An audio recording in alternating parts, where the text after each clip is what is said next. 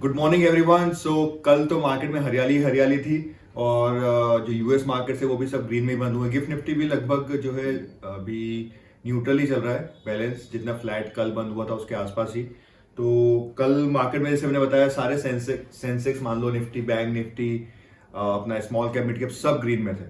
और रिलायंस का रिजल्ट आया, वोडाफोन का आईपीओ सॉरी एफपीओ भी जो है वो ओवर सब्सक्राइब हुआ। सब मैं डिस्कस करता हूँ कि क्या हुआ वोडाफोन के शेयर के साथ कल। तो एफआईआई ने लगभग कल 3,000 करोड़ का 2900 करोड़ का माल बेचा। और डीआईआई डीआईआई कौन, हमारे जो म्यूचुअल फंड इन्वेस्टर्स हैं और ये सारे लोग जो है, इन्होंने 3500 करोड़ का माल खरीदा लगभग। मतलब इसलिए मार्केट ग्रीन में था कि वो लोग तो बेच रहे हैं। अब एफआईआई समझदार है या हमारे रिटेल इन्वेस्टर समझदार है तो बाद में पता चलेगा जाके, बट बहुत ज्यादा रिटेल पार्टिसिपेशन हो रहा है मार्केट में। और जैसा मैंने बताया वोडाफोन का जो एफपीओ है वो ओवर सब्सक्राइब हो गया था लगभग 6 गुना। ठीक है, अगर उन्होंने मान लो 1000 शेयर्स बोले थे, अलॉट किए थे, तो वो लगभग 6000 लोगों ने अप्लाई कर 6000 शेयर्स के लिए अप्लाई कर दिया है। और कल शेयर जो खुला था सुबह लगभग 5% डाउन चला गया था, 12 रुपए के बाद लगभग 12 रुपए तक चला गया था। ये छोटे छोटे शेयर्स के साथ ये दिक्कत होती है, पता है, 50 पैसे और 1 रुपया ऊपर नीचे होते हैं, 10% 5% का फर्क आ जाता है। ऑलमोस्ट पेनी स्टॉक ही है वोडाफोन का, क्या बोल सकते हैं। तो 5% डाउन था, बट एकदम से लगभग 2-3 बजे के आसपास एक शार्प मूवमेंट आया ऊपर और फ्लैट बंद हुआ। जहां परसों बंद हुआ था वहीं कल भी बंद हुआ, यानी फ्राइडे को जो ट्रेडिंग सेशन था वहीं का वहीं। और हमारे मोटा भाई की थोड़ा कट मारना पड़ा वीडियो में, वो बाहर आ गई है कचरे वाली गाड़ी। हाँ, तो मोटा भाई की कंपनी रिलायंस के कल रिजल्ट्स आए और रिलायंस पहली कंपनी बन गई है देश की जिसने 1,00,000 करोड़ का ईयर ऑन ईयर जो है अपना प्रॉफिट प्री टैक्स, मतलब टैक्स वगैरह कट के थोड़ा कम हो जाएगा, बट वो प्री टैक्स प्रॉफिट जनरेट किया है। तो ये एक अगेन मोटा भाई की कंपनी सारे रिकॉर्ड्स तोड़ने वाली है क्योंकि सबसे बड़ी कंपनी है देश की। और इसमें जियो ने भी एक 10 डबल डिजिट का जो है ग्रोथ दिखाया है। लास्ट ईयर कंपैरिजन में 43 मिलियन सब्सक्राइबर्स ऐड किए, लगभग 4-4.5 करोड़ सब्सक्राइबर्स नए आए हैं। और ये कहां से जा रहे हैं सारे सब्सक्राइबर्स? ये जा रहे हैं अपने वोडाफोन से। सबसे ज्यादा सब्सक्राइबर्स जो है माइग्रेट हो रहे हैं या अपना जो है सिम का नंबर पोर्टेबिलिटी जो करवाते हैं वो करवा रहे हैं। और 2% का उनका आरपू बढ़ा है। आरपू किस किस को पता है वो बताना कमेंट्स में, क्योंकि आरपू भी एक वर्ड हो सकता है हमारे लिए सीखने के लिए। और इसके अलावा उनके जो ऑयल बिजनेस है, ऑयल टू केमिकल बिजनेस, वो लगभग फ्लैट ही रहा। उसके अलावा ऑयल टू गैस बिजनेस जो है, ऑयल और गैस बिजनेस का जो उसका एबिटा भी है वो लगभग जो है उनका उसमें थोड़ा सा जंप आया क्योंकि ऑयल प्राइसेस भी बढ़ गए हैं और बाकी सारी चीजें भी हैं। इससे एक चीज जो हमारा आज का वर्ड या लर्निंग ऑफ द डे है वो है कंसोलिडेटेड रिजल्ट्स और स्टैंड अलोन रिजल्ट्स।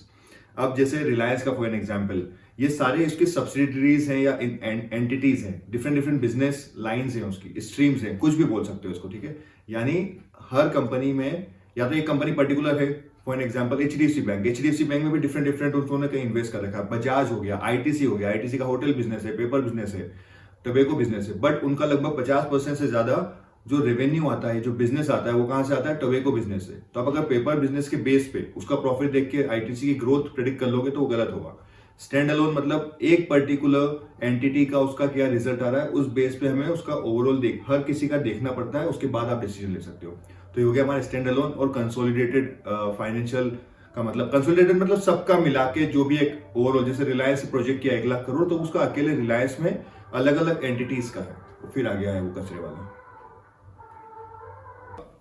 रिलायंस का शेयर लगभग फ्लैट ही बंद हुआ कल फिर, क्योंकि उसका मूवमेंट ऑलरेडी आ गया है। बट हम जैसा सोच रहे हैं कि निफ्टी यहाँ से मूव करेगा ऊपर की तरफ, तो निफ्टी के मूव करने के लिए रिलायंस, एचडीएफसी बैंक और इन बड़ी कंपनीज का चलना बहुत जरूरी है। तो रिलायंस हाल फिलहाल में तो पॉजिटिव ही दिख रहा है। और विप्रो का भी रिजल्ट आया, रिजल्ट सीजन ही चल रहा है जैसा मैंने बोला। तो 5% का क्वार्टर ऑन क्वार्टर उसका मतलब जो है प्रॉफिट बढ़े हैं, रेवेन्यू भी बढ़ा है, लगभग फ्लैट ही रहा है। लेकिन जो ब्रोकरेजेस है और ये सब एक नेगेटिव सेंटीमेंट है आईटी कंपनीज को लेके मार्केट में, जो उनका हेडकाउंट गिर रहा है और ये सब चीजें हो रही है इस वजह से। बट कल तो विप्रो का शेयर लगभग 2-3% बढ़ गया था और अभी नेस्डेक पॉजिटिव में, तो आज भी शायद विप्रो का शेयर या आईटी कंपनीज के शेयर थोड़े एक्शन में रह सकते हैं। इसके अलावा और जो कल बाकी जो शेयर्स चले थे उनमें वोल्टास था, एक्साइड इंडस्ट्रीज, वोल्टास तो आई गेस 52 वीक हाई पे ही आ गया है, एक्साइड भी वहीं पे है लगभग। और बंधन बैंक जो डाउन ट्रेंड में चल रहा है उसमें भी एक पुल बैक आया है लगभग 5-1% का। तो थोड़ा सा देखना है इसको, पुल बैक को ये मत सोचना सपोर्ट बन गया है या मार्केट यहाँ से मूव ऊपर ही कर जाएगा। ये कभी कभी शॉर्ट कवरिंग आती है, जो लोग शॉर्ट करके रखते हैं ना उनको फंसाने के लिए, तो इस वजह से बंधन बैंक देख लेना। हाँ, परसिस्टेंस का भी रिजल्ट आया था कल, परसिस्टेंस सिस्टम का, और ऑलमोस्ट 10%, रिजल्ट तो ठीक था बट लगभग 10% मार्केट में उसमें करेक्शन आ गया। तो इस स्टॉक को भी आप देख सकते हो।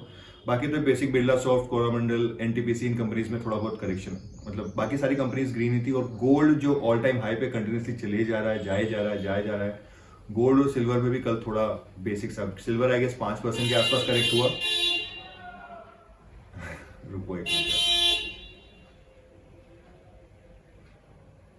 सिल्वर लगभग 5% के आसपास करेक्ट हुआ, गोल्ड लगभग 2-2.5% के आसपास करेक्ट हुआ। क्रूड ऑयल लगभग वहीं चल रहा है, फ्लैट ही है, लेकिन जो 90 के ऊपर चला गया था वो नीचे आ गया लगभग 87 पे, जो कि मार्केट के लिए अच्छा है, पेंट कंपनीज के लिए अच्छा है।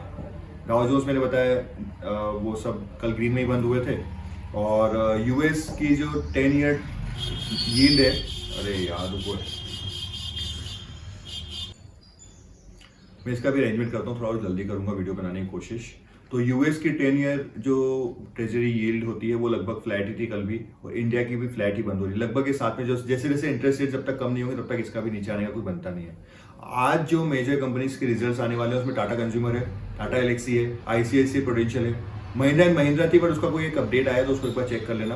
बाकी बड़ी बड़ी कंपनीज तो हाँ, एमसीएक्स का भी रिजल्ट आने वाला है। एमसीएक्स स्टॉक यहाँ से लगभग 4500 जा सकता है, तो उसको भी एक बार नजर में रख सकते हो आप। और बताना क्या वीडियो में क्या करना है, अगले वीडियो में बनाता हूँ। तो ये सारी चीज़ें थी, कोशिश करूँगा सारी चीज़ें कंपाइल करके आपको दे दूँ। वापस से वीडियो पीछे बैकग्राउंड में नॉइस आ गई है, तो आज का वीडियो यहीं तक रखते हैं क्योंकि अपलोड होने में भी टाइम लगेगा। फिर मिलते हैं अगले वीडियो में।